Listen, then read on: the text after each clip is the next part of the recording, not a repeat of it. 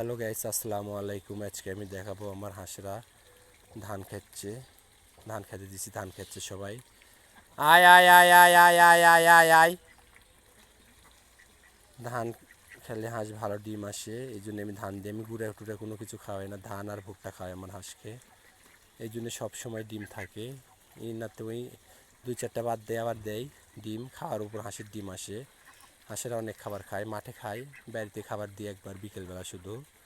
আপনারা দেখতেই পাচ্ছেন ধান খাচ্ছে, পেট ভরে ধান খাবে বিকেলবেলা, রাতের মনে একবারে। আপনারা দেখতে পাচ্ছেন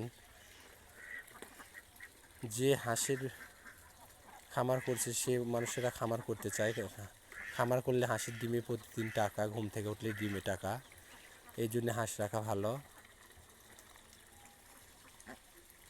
আর একদম হালাল টাকা হাঁসের ডিমের, কোনো ভেজাল নেই। আপনারা দেখতে পাচ্ছেন পরিশ্রমী টাকা, এগুলো টাকা দিয়ে আয় উন্নতি ভালো হয় আল্লাহর রহমতে। আমার ভিডিওটি ভালো লাগলে লাইক কমেন্ট শেয়ার করে দিবেন। আজ এ পর্যন্ত, দেখা হবে নতুন ভিডিওতে। আল্লাহ হাফেজ।